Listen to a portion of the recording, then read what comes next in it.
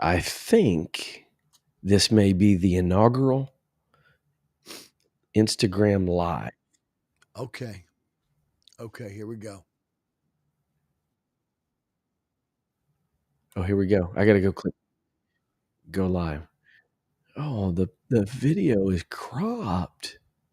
Huh. I hate crappie video. Why is it cropped like that?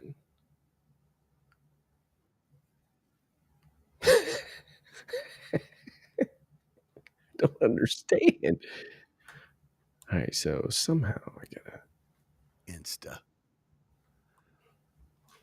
So okay, let me see here. People are joining, so we must. Okay, so we're live.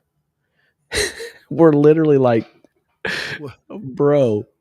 I don't know I if there's can't a way see it. to. I don't know if there's a way to make it. Let me see if there's a way to make it better. Well, that's not going to work good.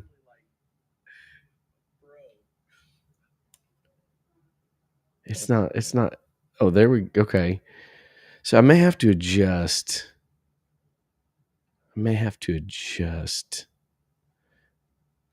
The way that it views. Let's see here. Maybe this. Let's see if this helps. Sorry, we're trying to figure this out. Nope, that didn't work. Now you can't see either of us. Are you on Instagram at all? Can you see it? I'm pulling it up right now. I have to see what you're seeing.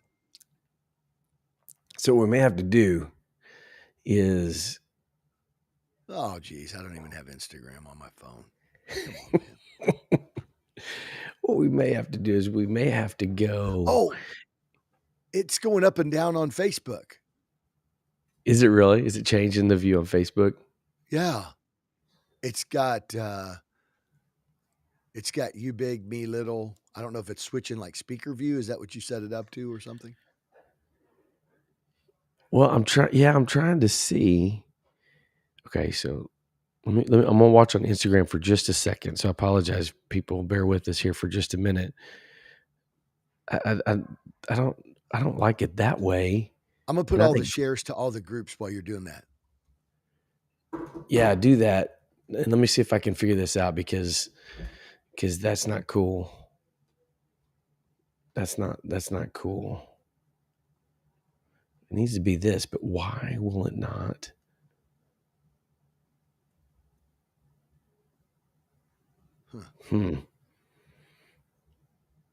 Old Insta. We need some people who have some knowledge on it to give us a little insight. Well, and so when I tested it originally, of course, there was just me and it looked perfect. So just bear with us. Let's see here.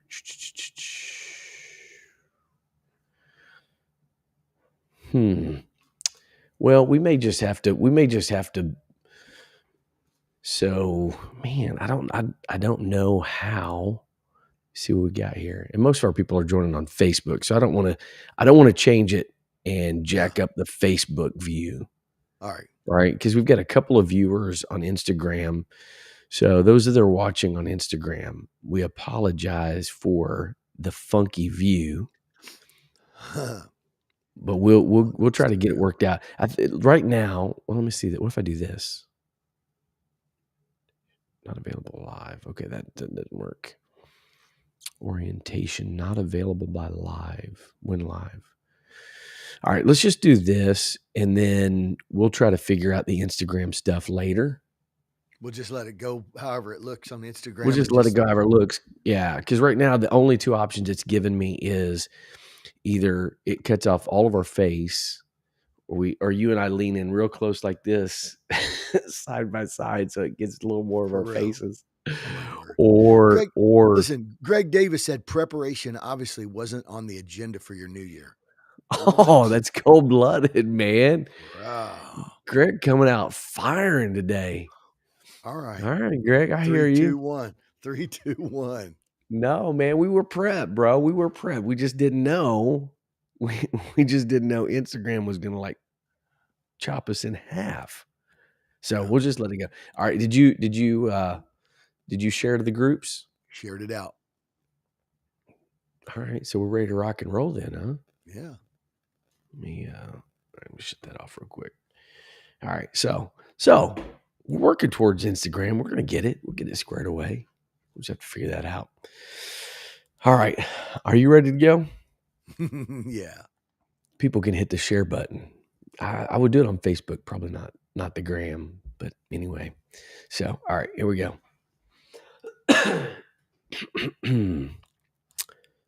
3, 2, 1. Hello, everybody. Welcome to the Mobilized Church Podcast. This is Chris Dillingham alongside my big brother Ken Dillingham Jr. the third on this first Tuesday of 2024. Let's go, bro. Here it is. Here it is. Huh?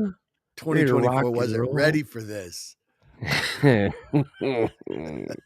Not even ready. Not even Not ready. even ready. We're on the gram. Well, at least half of our faces, part of our faces are on our ear. We both have one Yeah. ear on Instagram You on know the what? live feed. So It's a representation. It's a representation of us.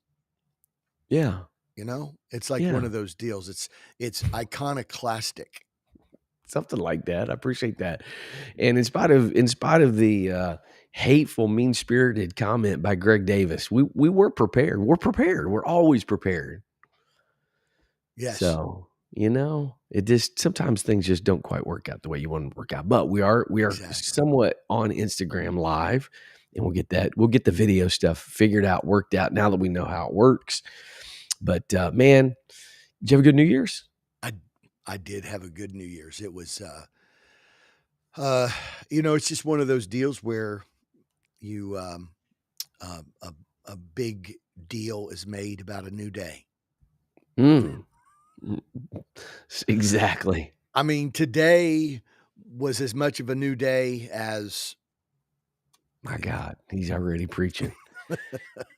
So before we get going here, Ken, we gotta have a little football talk before we get going. I was so conflicted. I was so conflicted yesterday because there's just sometimes where you have a game where you just wish both teams could lose. That's where I was. That's where I was in that first game yesterday. Man. Like I found myself rooting for both teams to mess up and fail. And but I do have to say, like if I hate admitting this, and this is going to be forever recorded on the internets. Yes. So I hate to say this out loud, but I actually was pulling for Michigan to beat stinking Bama. It was. I had to make sure I had to make sure in our Mobilized Church network text group, that they understood that I was rooting against what was I rooting for? I was rooting for the Big Ten. What was I rooting against? I was rooting against Alabama. That's the only thing that allowed me to even slightly pull for Michigan was there's nothing more insufferable than SEC football fans. God, see, that's the thing, bro. That's the thing. And they've got their band in the background doing. There's just things that's like you hear it and you're like, God have mercy, that's so SEC. You know what I mean? That's gonna be our new saying. That's so SEC. Yeah. I mean, they have a whole like SEC. There's no other conference. There's no other team that has a whole section. I asked my wife. I was like, "What are those sections? Are those cheerleaders? What are those people? What are they? Like a whole section of like dressed up. Are they all drum majorettes? What are they? They're SEC. That's all you got to say. They're SEC, bro. That's the bottom line. So it's so easy to root against them. It is. And the only negative thing is, man, if Michigan happens to win a national title, bruh, do you know how miserable my life is going to be? Bro, do you know how many suits Nathaniel Rios will sell? Bro, I don't know if we've mentioned this, but shout out to our man, Nate Rios, who is an absolute hustling dog, man. He's everywhere. Yes. But it was pretty cool. So they have a company that does a lot of it's not a nonprofit, but it's a company that does a lot of good stuff with different things. But he's got a connection, and cool picture. Jim Harbaugh was wearing a Blue Thread Project suit, custom suit, in the press conference with Jim Harbaugh and Saban. They were together, and Harbaugh had on one of his suits. How about that, bro? That's so awesome. That That's is so so cool, awesome. man. So again, another reason to root for him. Exactly. And the thing you got to love about Nate Rios is if Nate Saban would have wanted a Blue Thread suit, he'd have sold him one too, and would have been rooting for Bama just as hard, bro. Yeah. Right. We're dogging him, man. I Where's hope he at? we got to Where's he send at? this to him because we give him a hard time. Somebody better send him a note and say, "You better get over there quick, dude. Defend yourself." For real. Oh man. And then good second game. Hey, yeah. By the way, it is pretty cool. They're doing 1,000 suit deal for the players and staff, and whatever, and then 1,000 suit for boosters, 1,000 suit for fans. So it's going to be, it could be 3,000 or 4,000 custom suits that come through on the 1,000-win deal. So if they win a national championship, imagine how that they're going to they'll make a change on the fly, because on the Blue Thread suits, on the inside lining, it's a custom lining, and it's got the Michigan, it's got the old Wolverine, what'd you call it? That's not an icon. Logo or whatever, something. Whatever. Yeah. Mascot looking thing. Yeah. And so they're going to add national champion to 1,000 win season, national champion season. So anyway. It's pretty awesome stuff. And we're happy for him. I mean, it's a great opportunity, and it's a great program. So check it out. Check out Blue Thread Project. Nate Rios. It's gonna be an awesome deal. And he has several NFL players that they do for, and they've got I think Auburn, Ole Miss. He's got a couple of several other schools that he's worked with. So pretty cool stuff. So check that out. Blue Thread Project, Nate Rios. How about that? Sponsorship for the Mobilized Church podcast. Yep. We told him we would do it. We did. We told him. We haven't seen our donation yet, but it's coming. It's definitely coming. Oh man. All right. So we're ready to kick off today. This is for those that are gonna listen later. First podcast of 2024. So it's gonna be Liddyville. It's gonna be fired up today. We're ready to rock and roll. So good discussion. Again, if everybody could help us out, hit the share button, get the word out. I know holidays are always difficult, so go back and check out.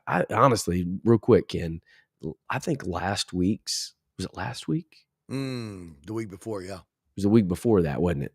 Yep. Because last week would have been Christmas time. So the week before that, man, that was, I feel like one of our better podcasts that we've had about breaking habitual cycles. You can go back and if you've missed over the holidays, certainly go back and check those out. So I feel like that was one of our better ones. Feedback from that one. Tons of feedback. Yeah, I did. Tevin Holmes just asked me if I said Liddyville. I have a flag in my garage, an Illinois Fighting Illini flag that says Liddyville, baby. Let's go. Yep. That's what I'm talking about. Yeah, let's go. So, all right. So today we want to jump right in and get right to the conversation, right to the discussion. So, Ken, I'm gonna let you set this one up today, and we want to have a conversation around the idea and the concept of the importance, the value, understanding the value of foundations and fences, and how those are connected and related to discipleship. Our personal discipleship, disciple making, I think is really important. As we begin the new year, there's often that focus on trying to get back to the most important things. Exactly. Yeah, right. Because it seems like over time, like you just kind of get sucked into the whirlwind of just living and life and all of the things. And so like you said, there's nothing different about this Tuesday than the last Tuesday or the Tuesday before that or whatever. But there is kind of this this increased attention and focus on, man, let's pay attention to the most important things. What are That's those? exactly What right. mean the most to us?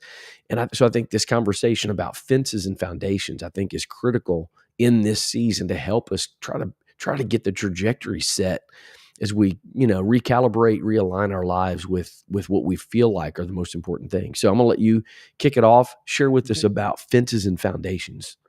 Yeah, well, so, when as we come into a new year, like you said, sometimes sort of that reset, that refocus is something that causes us. I mean, I guess the value of a new year is it gives us the ability to say, if there's ever a time that we have the ability to just stop and say, okay, wait, we have an opportunity for to do like a do-over, right?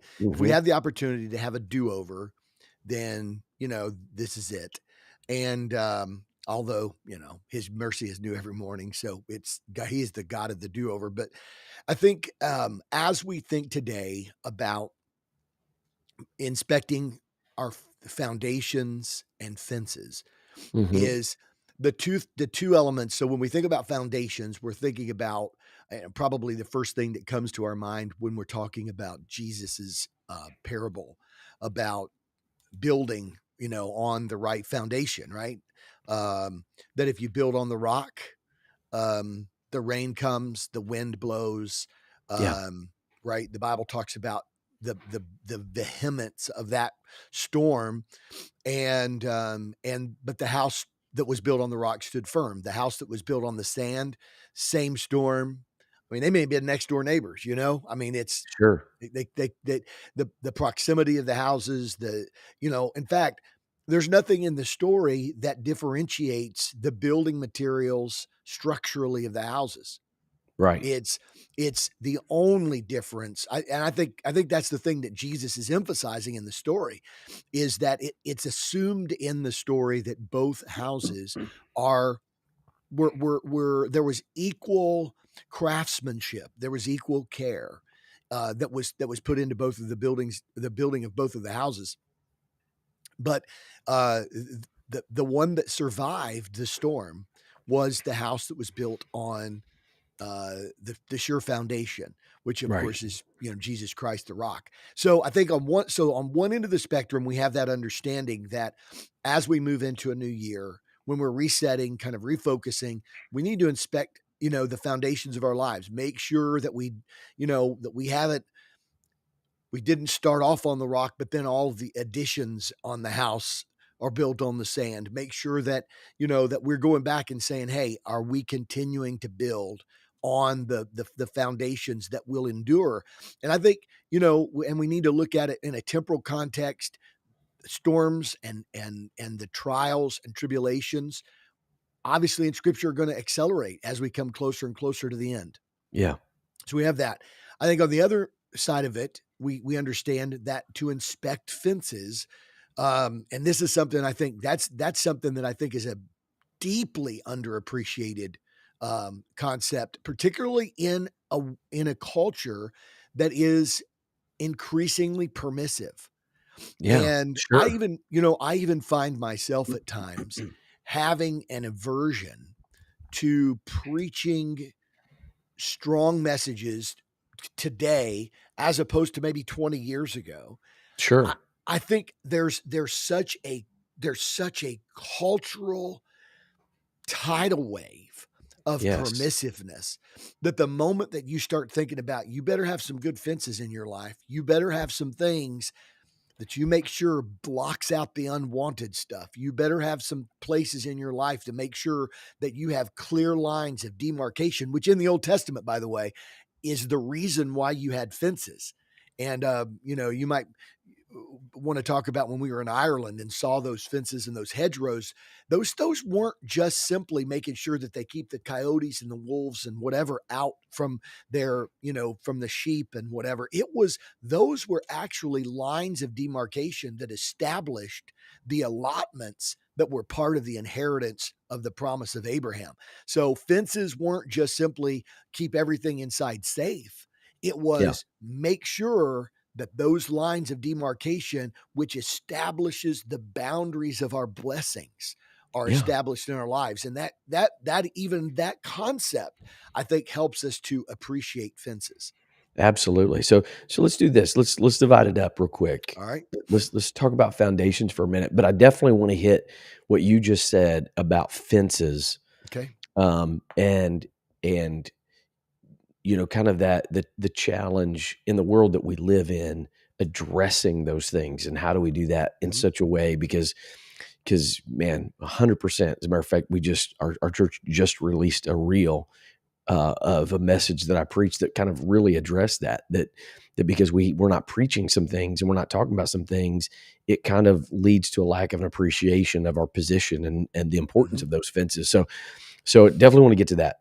Okay. Before we get there, let's talk about the foundation piece first, Okay. because I All think right. that's so critical.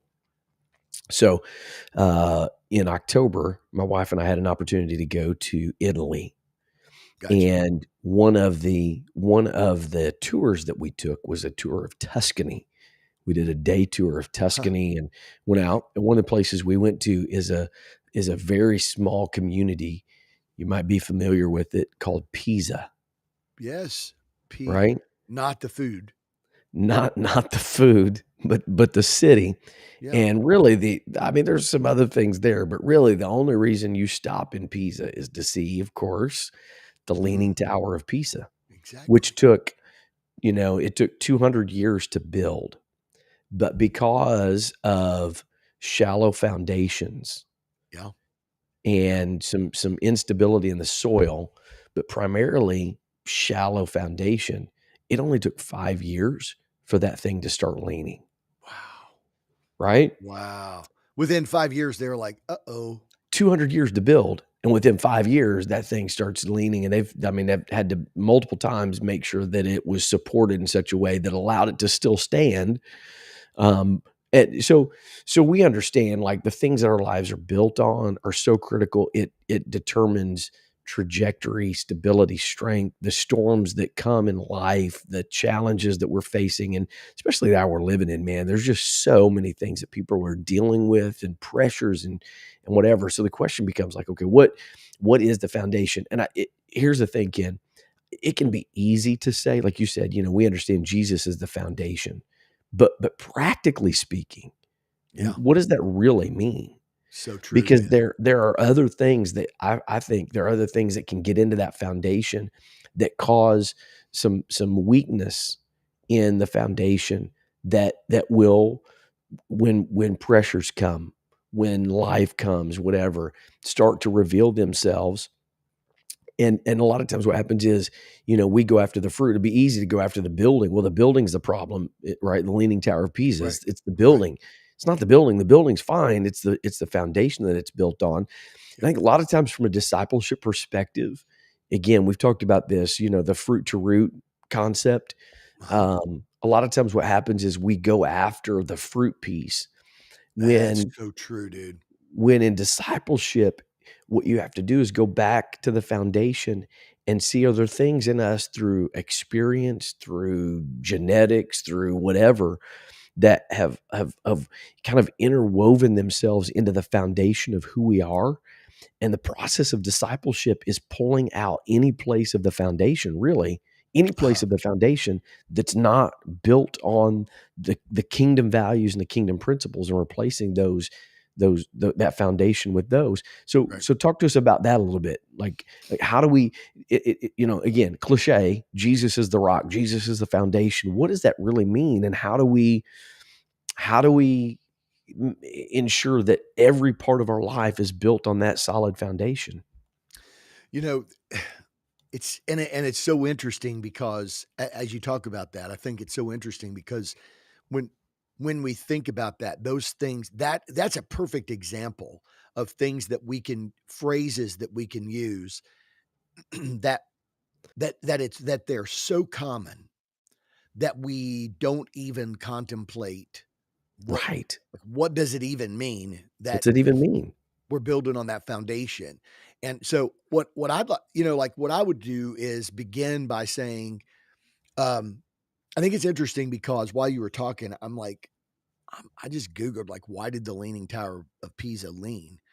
And what's interesting is it said, just real quickly while you were talking, ADD is so beautiful because it gives you the ability, like, to totally listen and to, like, so I was reading that and listened to every word you were saying. It's kind of weird, but um, Not so surprised.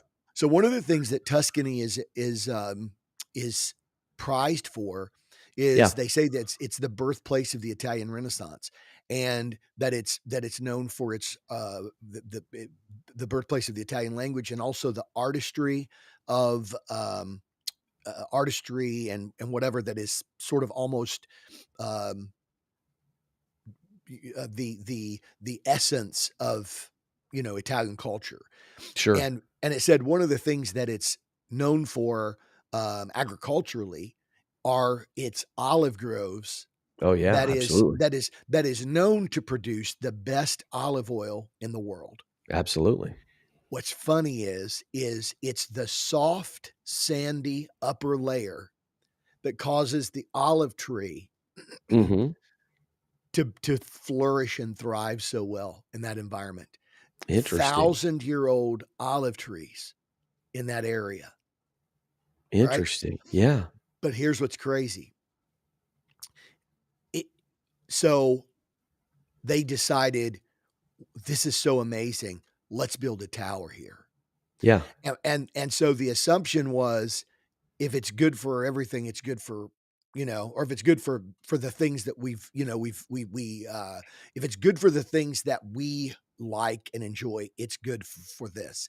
Sure. And so, to me, what's interesting is that when you look at Cain and Abel, the Bible says that Abel, or excuse me, that Cain brought to God fruits and vegetables because he was a Mhm. gardener. Mhm. He offered to God what he gave himself daily to. In other words, his offering was the byproduct of his daily vocation. Right. Right. And so but his offering wasn't aligned with God's expectation. Mhm. And I think one of the things that's important is that we build our lives on the foundation of Jesus Christ.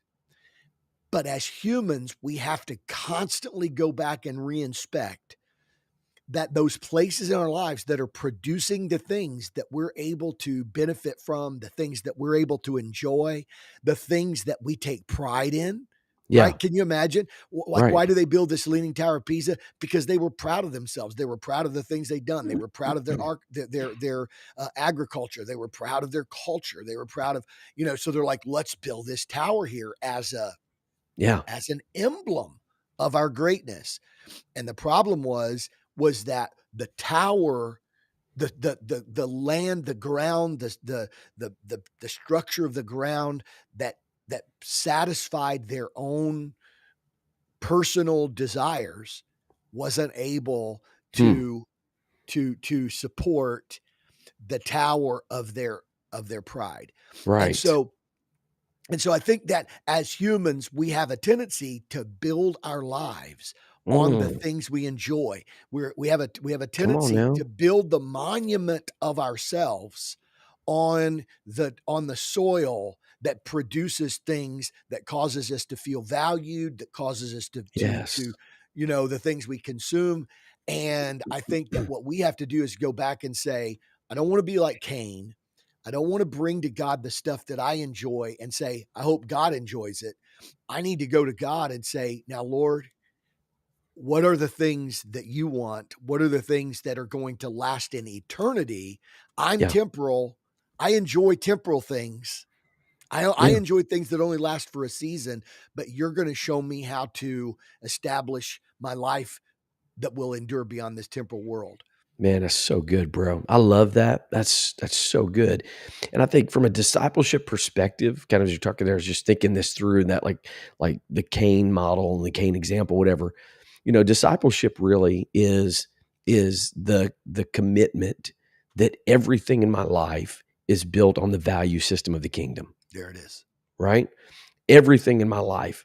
So what happens is, right, a tree's known of her fruit. So if we're producing something in our lives that does not reflect that, Right. then what that means is there are some places in us that what our life is really built on is not fully the value system of the kingdom. And so the foundation piece of it is as disciples of Jesus, we have to make the commitment that every place in our life is open to the transformational power of the gospel of Jesus. It's his value system. There's nothing that's off limits to him, because what happens is, Ken, I think a lot of times what happens is, I love your statement. I've used this a lot, but your statement of, we're disciplable until we're not. Mhm. And the truth is you can have Jesus as the foundation, but still have some places of you, like you're talking about there with Cain, right? Like the things Yeah. that we like, the things that we enjoy, the things that we're familiar with, the things that we know are things that we're building. We've tried to interweave us into that Yes. foundation, and it produces the stuff you're talking about. And discipleship has to be a part of the process and journey of saying, any part of my foundation that is not fully built on the truths of Jesus has to be removed and replaced with his truth. And you'll know that by what is your life producing? Is your tower leaning? If it starts to lean when life starts to shift and move, or Right. it starts revealing those things, what you know is you have a foundational issue. Don't just go and cut off the fruit. There You you got to go. get back down to that foundation, dig up that place that maybe not even consciously, but just again through experience, whatever, will places where you've said, Lord Jesus, you can have access to every place in my life except this foundational stone. Right. You can't, right? And So so the true. process of discipleship is allowing Jesus to fully become the foundation of our lives. Yeah, and taking that analogy, taking that word picture out, there are people I know, I think we're maybe in some way we're all, potentially, vulnerable to Yeah. doing this, but that start building on the foundation. Mm. They Mhm. start out building on the foundation, Yes. but then they wanna expand out a little bit. They wanna Right. and you start noticing, like, there's and they start, like, speaking of their walk with God in sort of almost compartmentalized ways. So, like you said, if you're gonna be a disciple, then everything in your life becomes measured Yes. against the kingdom. Yes. Yes. And I've seen it, man, bro, I'm telling you, I've seen it where, um, I've seen it where there's been this, this for a few years, like, he says, "You did run well." Mhm. Paul told the Galatians, "You did run well. You started out right, but why are you" Yeah. right? And Yeah, and yeah, and he yeah. and he says, and we hear these phrases like, "No man could build on any other foundation than that which is laid." And but what we find is but they did, or they tried to. And he said, "You started out right. You started out building on the solid foundation, right? But then Yeah. but then you went back and started to build on the old foundation." Or Yes. or you got Yes. some people that have like, "Well, this is my walk with God. This is my walk with God, but this is my job, and this is, my kid's on a traveling baseball team, and we've got this thing over here, and we've got Sunday soccer. Oh, sorry, whatever." And so people start, and the building program goes out and out and out. The centerpiece is built Yeah. on the foundation of Jesus, but a lot of the annexes Mm. are built Come on on now. sandy soil. And here's what Jesus promised that he would do. What Jesus promised that he would do was that he would send a storm.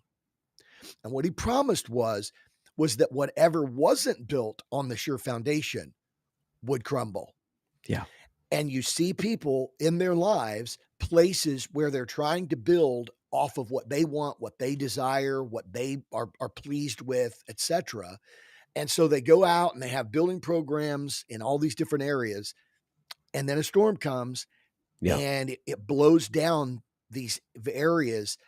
But sometimes what happens is they see this stark reminder that what's really left at the end of that storm was the part that was built on Jesus. That's his mercy. Yes. People sometimes get mad, they get frustrated. I Bro, don't I know was gonna why. say the same Go, thing about yeah, people go ahead. getting no, you do it. That's exactly what I was thinking about, how people get mad about this stuff.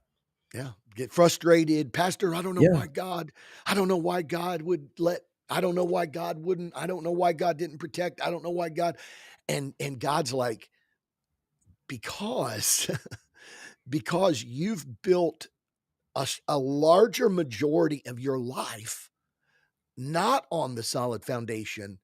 And I had to remind you, because there's eternal consequences to this. How else can flaws of a foundation be revealed? Right. Would you rather, thinking it through from a discipleship perspective, would you rather, you know, wait until the very end and you've built places in your life that are not built on that foundation, and you get to the very end and realize, "Oh, crud, man, I've built my whole life on stuff that, doesn't matter," and whatever, I'll just mention that this real quick, and I know dad wouldn't mind, us Yeah. talking about this of, we were raised in a gym, and sports was the center of our world and whatever, and dad later in his life, I say later, comparatively speaking, Yeah. started this journey of discipleship in relationship with God, and has made the comments to us like, man, if I could go back and redo some things, I realized that a lot of the things that I place so much value and importance on Hmm. are not important at all. So They, true. they have no value. They're right. And so it's the grace and the mercy of God. What you're saying, it's the grace and mercy of God sometimes that he comes and allows the shaking. Everything that can be shaken will be shaken, right? Right. He allows that shaking, he allows the storms, he allows those things to come and to kind of reveal, hey, you've got some foundational issues. Yeah. Either you're building on things that are not my value system. It's not the value system of the kingdom, or you've tried to integrate your Yeah. own foundation into Yeah. my foundation, and that it can't be. It either has to be all him, or it's gonna produce fractures. It's gonna produce things that causes your tower to be unstable. And what's funny is it's, if you think about it, you said later on. I mean, it was certainly in the second half of his life, Sure. unless he lives to be 140. Um, I mean, but I mean, in the and that's, and the thing about it is it's, we give that example because it's something very, very specific and close to home for us. Sure. Um, but how many thousands of examples of people today who are, with us on our live recording of our podcast today, or people that will listen to this podcast in the various formats, the various outlets over the coming weeks, listening to this, thinking about times in their lives, uh, points in their past and history where certain things were of the highest value, Yeah. certain things that mattered. See, here's the thing. We build what matters Sure. to us. In other words, Absolutely. right, we invest in, we use the bill. That's, I think this is the point that goes back to even Paul talking about that every man's work will be tried, whether it's made of wood, hay, or stubble, gold, silver, or precious stones. It'll be tried by fire. And he says, and when it's tried by fire, the wood, hay, and stubble will burn up, and Right. he will suffer loss. Yeah. But here's what's amazing. He said, but his soul will be saved. Mhm. Right? So God allowing fire to come that causes us to suffer loss, Yeah. causes us to be able to see through God's beautiful, merciful judgment. Sure.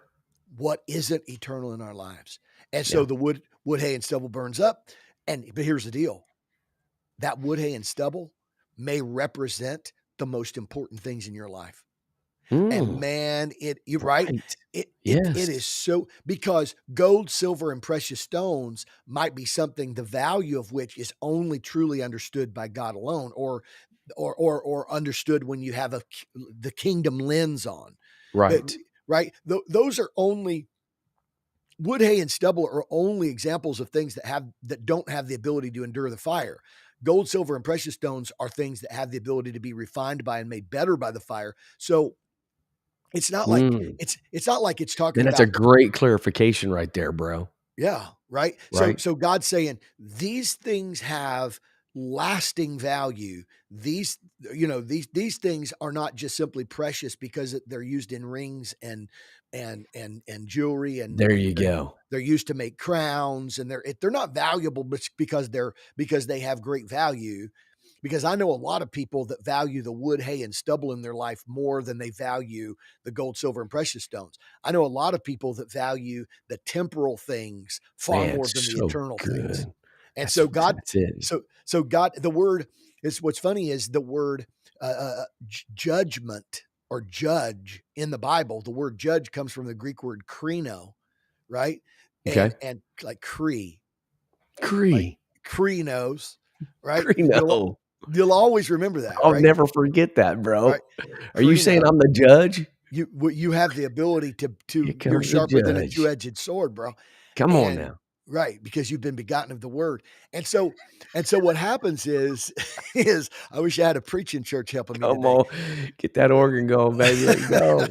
But what happens is krino, beautiful. It's amazing, this word krino, because it has an application in accounting. It has an application um like legal, like the legal context. It has Okay. an application in medicine. Hmm. It has an application in agriculture, right? Here's the application in agriculture. Okay. They came to Jesus and they said, Jesus said, I'm sorry, Jesus gave a parable, and they came to the landowner and said, "Did we not plant good seed?" And he said, Yeah. "We did plant good seed." They said, "I thought we planted good seed." And they said, "Yeah, but there's tares growing up. There's tares growing up in the midst of it." And Jesus said, "No, we planted good seed. This is the work of the enemy." Hmm. And so they said, "Well, let us go out there and tear up the tares." And he said, "No, because here's why. Because the root structure of tares, which is the Greek word for tares, is, or I mean, not the horticultural name for a tear is darnel. Okay. Darnel is the plant." Okay. Okay. So anybody wants to go check it out, you can do check at darnel. That's the plant, tares. It literally looks very similar to wheat, but as it gets bigger, you begin to realize, oh, that's not wheat at all. When it first Hmm. emerges, it looks the same. But here's the problem. Darnel sends its roots out like a web. It goes out very shallow and it goes out in all directions. If you pull the darnel out in the early stages, it links into the root structure of the wheat. You pull the tear out and the wheat is My pulled with goodness. it. So he says, "Nope, we're going to let it grow together." And when it bears fruit, what we'll do is we'll harvest the tares out and burn them in a fire, Yeah. and just the good wheat will remain. And what's interesting is that this, it's crazy, but I did some research on this, if you can't tell. And what Yeah. I Off the and what top I of your head right now. right, and what I found was that for centuries, Mhm. if darnel was found in the crop, they would literally treat it like we treated COVID a few years ago, because Really? if it gets in the seed, Yeah. it's nearly impossible to get out.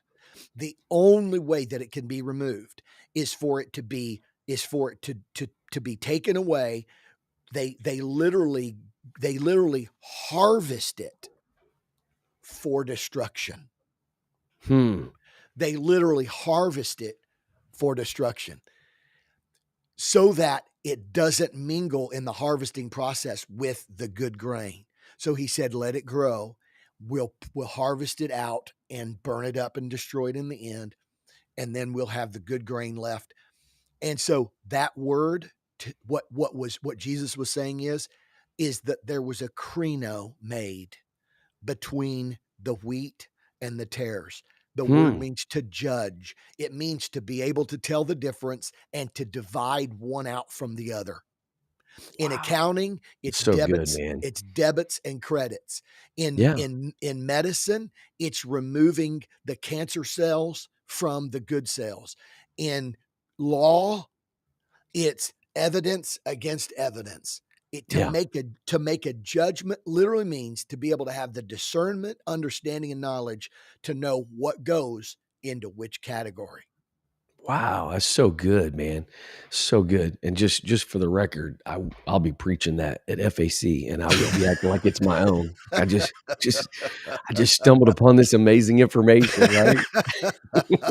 so I think that's a good segue. It's a good segue because we want to get to fences. We're going to talk about that. I think it's a good segue. Real quick before I do that, I want to mention a couple of comments here real quick. Tony Richard. So good. So good. Who's a carpenter's got experience in this. As a carpenter, one of the hardest things to do is to tear down something you put much effort into and start over.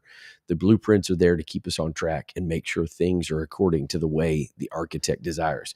If you've ever been on a building project, you know this happens. You start doing something and just something, you just get off track a little bit, or a measurement is just slightly wrong, and you have the choice. What you're talking about, the judgment, discerning, like you can keep going on, but it's going to be flawed. It's not going to be exactly right. In a remodel project, David McKnight, who helped us in our remodel and building the daycare, one of the things he said, when you do a remodel, you reveal the sins of your fathers. And he's like, those little things that happened, that maybe new equipment's now available or whatever. And just these slight errors that you now have to deal with. And man, so that's so true. And then the other one, Tevin Holmes, the principle of Job, trials ultimately revealed that God was the foundation that Job's life was built on. There it is. What's interesting is we can read about it now and see it, but he didn't know that in the moment. He didn't know it. Right. That's so true. It's, what's funny, Chris, and what's funny is like what Tony Richard was just talking about too, is I know of a church that they built an add-on. Okay. And they had space in their old electrical panel, and they built off of their old electrical panel into the add-on. Okay. When they went to remodel the old part, they would not let them use the electric. Okay. Because the codes had changed. Sure. The original building was grandfathered, but because they had gone off of that electrical panel, the whole building now was subject to the upgrades. And they had to spend over $250,000 to rewire everything. Wow. That's crazy, bro. Hey, you better know the foundations, yes. People probably thought, and they probably thought, hey, we're just going to save money. We're just going to, we're building this annex, or we're going to build this new part. And by doing it, they basically made the whole thing subject to the newest codes. So goodness gracious. That's so good, man. That's so good. So kind of where you were going, in the last part of that conversation about the darnell, about the terrors and all of those kinds of things, I think is a very good segue into the conversation about fences, the importance of fences, why they get put up. And I think this is a great conversation, bro. And I know we want to be careful on the time, want to watch that, but I think this is such an important conversation for the hour that we're living in right now. Yeah. Okay. Metaphorically, we're talking about fences, but I want you to just kind of elaborate and practically share with us when we're talking about fences, what is it that we're talking about? you kind of laid out the beginning a little bit, but let's dig into this a little bit more. Okay. What is the main purpose, or what are the purposes of fences, and how do they apply to our personal discipleship? So fences, excuse me, fences are one of the most, probably one of the most famous examples of this in the Old Testament was God said, I looked for someone to close the gap. I looked for Right. someone to make up the hedge. Make up the hedge. Right. And he said there was none. So I did. I closed the gap. I stood in the gap. I made up the hedge. Interestingly, David also, somewhere in the scriptures, um, makes a statement, something like this. He says, my allotment has fallen to me in goodly places. Okay.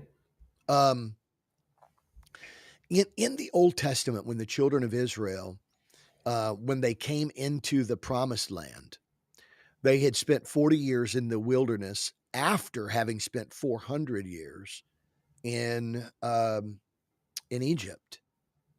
Man, isn't it interesting? They spent a tithe in the wilderness of the time that they spent in Egypt, getting Egypt out of them. And so, and so, yeah. Feel like So there's a little something in there. yeah, God always goes after. God said the first fruits is mine, but so they spend 40 years in the wilderness, wandering around after 400 years in Egypt. They were still God's promised people. Mhm. God said to Abraham initially, so going back, tracking back, so they got ready. They're getting ready to go into the promised land after 40 years of wandering in the wilderness, after 400 years in Egypt, after God had given Abraham a promise that his seed, God said, your Yeah. seed will inherit this land. Yeah. This land that I give you will be their inheritance. So when the children of Israel cry out to God, the Bible says in Egypt, the Bible says that they don't cry out to God. God doesn't hear them because of their anguish of their circumstances. God hears them and remembers the promises that he made to Abraham. Right. And so often I think what we want is when the storms come, when, man, I'm trying to segue this best I can here. Yeah, yeah. When the storms come, when the rain hits, when the fire comes, when God krenos our life, which he did, Yeah. by the way, he Yeah. krenoed Israel out of Egypt. Sure. Come out from among them and be separate. God is krenoing his people. That's why Yeah. we have to be able to have kreno if we're going to be holy. That's why we got to have kreno if we're going to be the blessed people of God. We have to come out, right? Which is so hard in a world that one of the number one values in, like, secular world is Yes. don't judge. That's it. Pluralism, Don't don't judge. Who are you to Who judge? are you to judge? Who made you king? You can't judge that. And yet that's a part of the responsibility we have as the people of God. I'm just living out God's judgment in my life. I've given myself over to his judgment so that he can pull out the things that he can bless. Man, that's a great answer, because I'm sure there are a lot of people that struggle with, the Bible says, "Don't judge lest you be judged," right? Yep. So, that's a great answer there. I'm just trying to live out, it's not my judgment, it's the judgment of God that we're trying to live out. I've put myself under the microscope of the kingdom. Jesus, look at my life. Tell me the parts that you can bless and the parts that you can't. Pull out the parts that you can't so that all that remains over and over, refine me to the fact that there's more in me that Yeah. you can bless today than there was yesterday. So the children of Israel come out of this. God promises them this land. As they get ready to go into the promised land, interestingly, by the way, they could have done a 23andMe test. They could have done a DNA test and find that they are the inheritors of the land because they carry the genetic markers of Abraham. Right.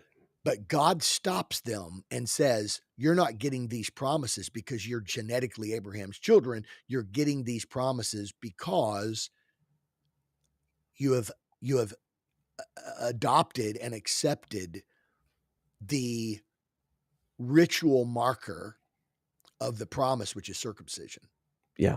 You don't get in the promises because you carry the genetic DNA of Abraham. The promise I made with Abraham is secured by circumcision. Yeah. So they can't go in. God stops them at the Jordan River and says, until you're circumcised, you can't go in because you don't inherit them because you've got the DNA. You inherit them because you show the signs of the covenant. Right. Which is so powerful in Colossians chapter 2, where Paul talks about that the covenant signature of God is the circumcision of the heart. And the Bible says circumcision happens in baptism, which is why it makes no sense to me why people say you don't have to be baptized. Well, if the children of Israel had to be circumcised before they inherited the promises of Abraham, then we have to be circumcised in our heart, which happens in baptism, so that we can inherit the promises that were given through Christ. So good. You So have to be good. baptized. So anyway, so they come in and you start noticing the first thing that they start doing is they start distributing the land according to tribes and then breaking it down according to their families. Yeah.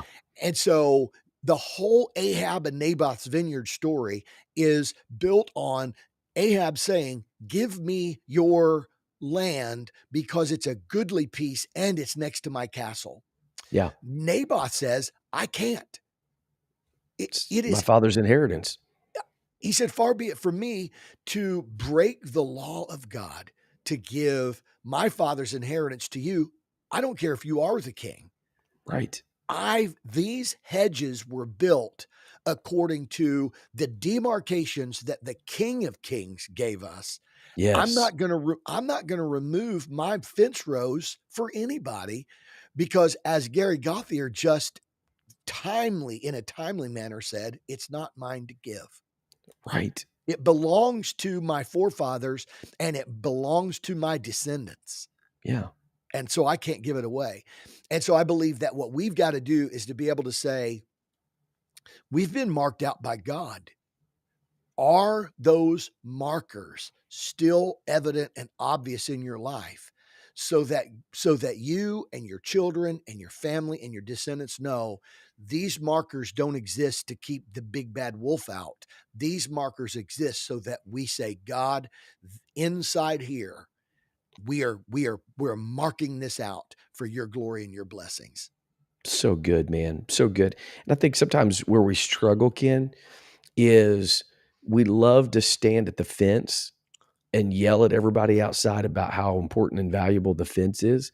And I Uh-huh. love that story about Naboth because, again, as Gary said, it's not mine to give. Naboth's response was just simply, "This is it wasn't Ahab, you dirty dog, you hate the Yeah. things of God, you're a terrible person." Even though there were some things obviously that he was doing in violation of God's laws and whatever, it wasn't any of that. It was exactly what you said.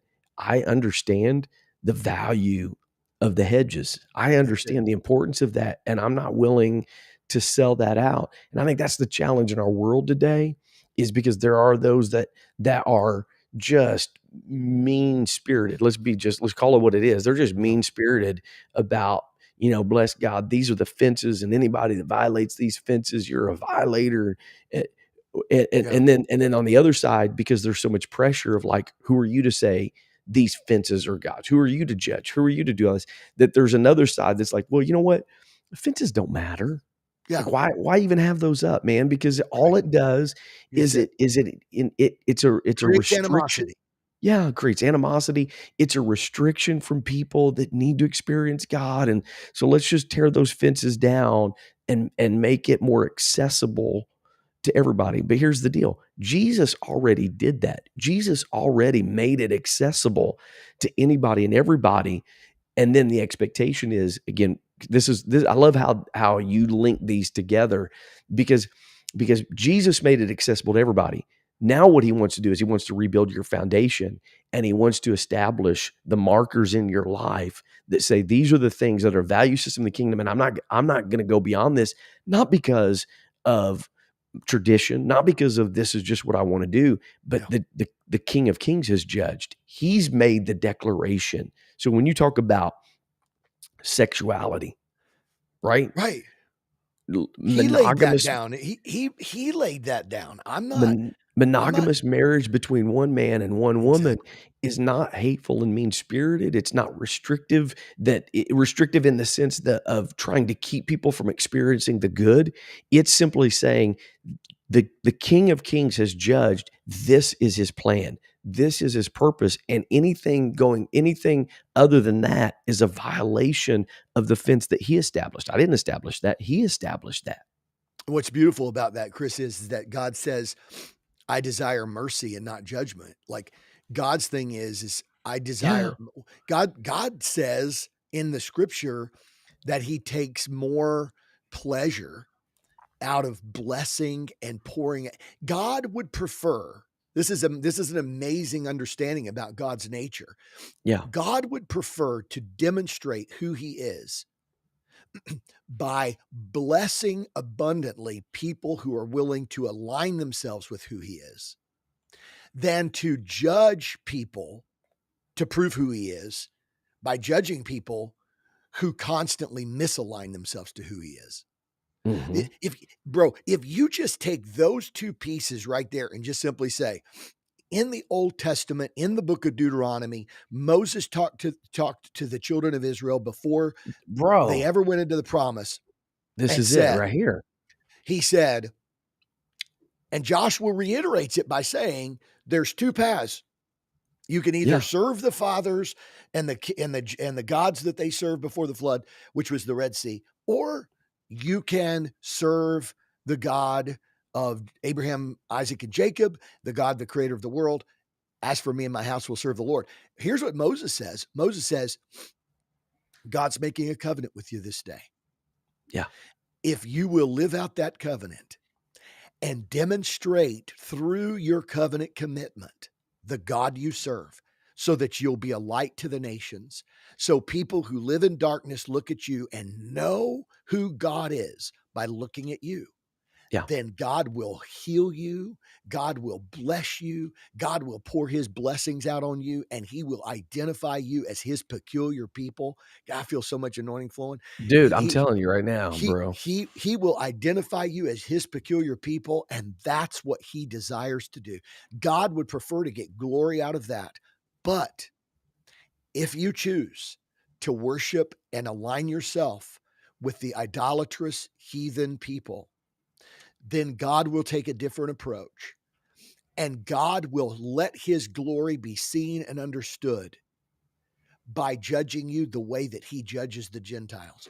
Mm-hmm. And that's what he said. He says, if you choose to be my covenant people, he says, then I will kreno you according to my mercy and my plan and my glory and my love. But if you choose to align yourself with something that I'm not, then I will judge you. Because God's glory, God says, my glory is going to be seen.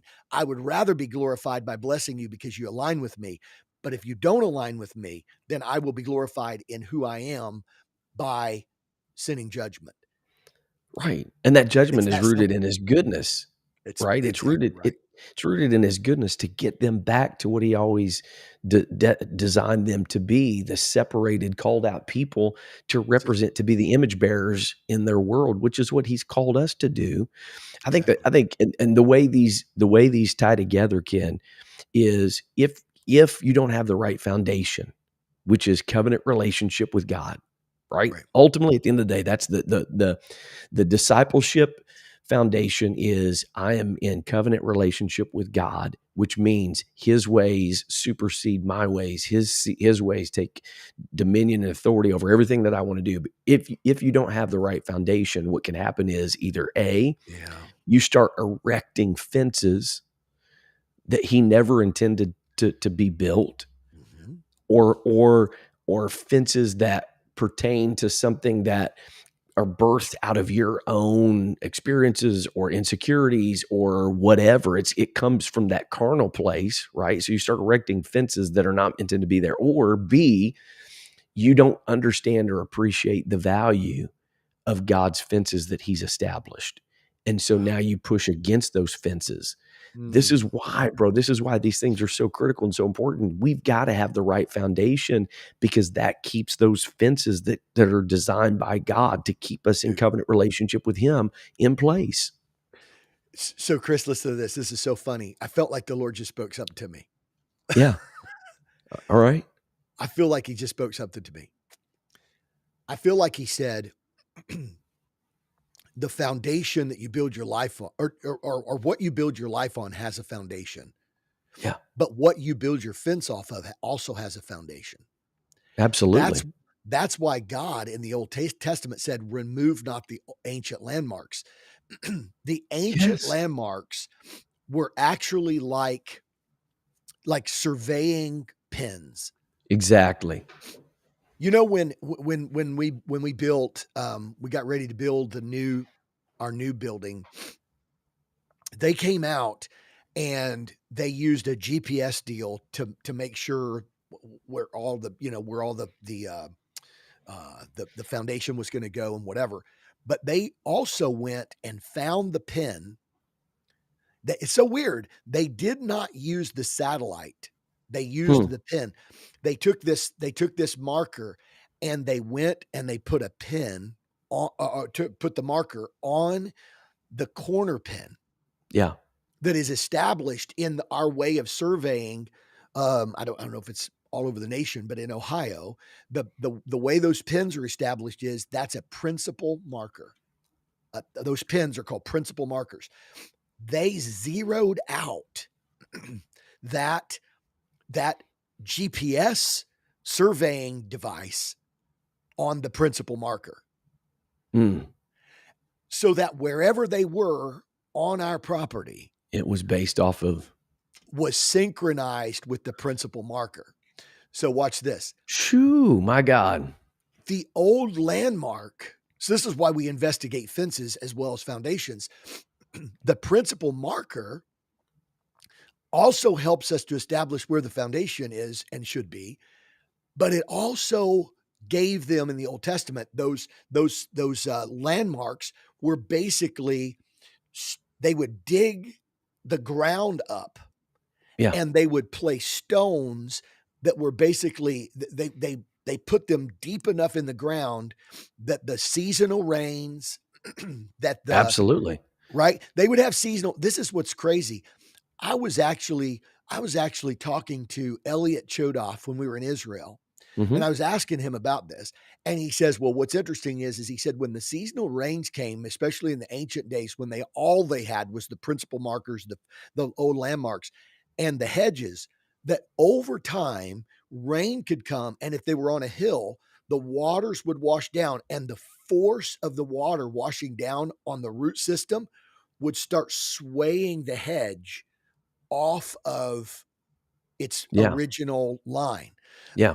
He said every 7 years, they would go to the old landmarks and they would draw a plumb line from one landmark to the other landmark, and they would rebuild the hedge off that plumb line, because the hedge can move a little bit over time, but the landmarks never move. Never move. So the foundation of the fence was the old landmark, but the foundation of the house was measured off of that landmark as well. It was a principal marker that established all of it. So good, man. What meaneth these stones, right? That's what Jason Rodriguez said. What mean these stones? It's the landmark that you can come back to and get recalibrated. Don't forget who you are. Don't forget where you've been brought from, and don't forget what you've been called to do and called to be. So good. Interesting little story. I preached What Meaneth These Stones one time, and while I was preaching, Randy Brown crawled across the platform because he had kidney stones. That's a true story. Bro. That's a true story. So, anyway, awesome. Man, it's a great conversation, bro. The tie together of foundations and fences, and I think it's so critical. The hour that we're living in, the season we're in right now, coming out of a new year, like, man, it's so important to make sure those foundations are rock solid. It's every 7 years, you said, right? Right. I think it'd be a good time to go, and he's the chief cornerstone. He's the principal marker. That's He's it. the only standard. He's the principal marker. So we've got to go and realign ourselves. This is a great opportunity, a great season to realign ourselves to make sure that the fences, the hedges that are in our lives are in alignment, bro. Their That's so possession, good, dude. their possession was part of their promise. Their Mm-hmm. promise was part of the covenant made with Abraham. They could not change their possession because the promise was established outside of them. And so all of the promises we have are now through Jesus Christ. Yeah. So our Yeah. possession is established in him. So we can't change the markers and reiterate regardless of what the Pope says and whatever. Right. Or culture, whatever it is. And Yeah. by the way, we don't reinforce our land, the markers of our land, the borders and boundaries of our inheritance and promises by building a 10-foot stone wall. It doesn't make it a better wall. You don't have to go and create your own version of and say, well, if a hedge works, then let's build a 10-foot stone wall. Okay, now anyway, it's a whole different conversation. My God in heaven. My God. Just gonna drop that and leave. I love it, man. Let that settle in your spirits a while, wrestle with that one. So, man, great way to start off 2024, right? Liddyville today. So we appreciate all the great comments today, Ken. A lot of great comments, a lot of great feedback. And we even had some people that hung on Instagram Live and watched half of our faces, or one ear, where they watched one ear, but got to hear it all. So we'll get that corrected. Foot of the sheep. Oh man, we'll get that corrected, I promise. So appreciate you, man. I do want to say, Ken, well, I don't think I mentioned this, but we appreciate everybody listening and being a part this last year, and looking forward to a great year. Thank you for doing that. We got some exciting things coming up. I will mention this. I'll say this. We got some exciting things coming up, some updates and some changes in the Mobilized Church Network that we're working on. And you're going to be hearing about it this year. And I think it's going to really, it's going to be some exciting stuff. So go check us out, dillinghamgroup.org. Check us out on all of the social media platforms. We'd love to connect with you. So if you have any questions or comments, please get with us. We'd love to get in touch with you. So thank you for being here today. Appreciate all the great comments and feedback. We look forward to coming back to you next Tuesday around 10 o'clock. Until then, go live mobilized. God bless everyone.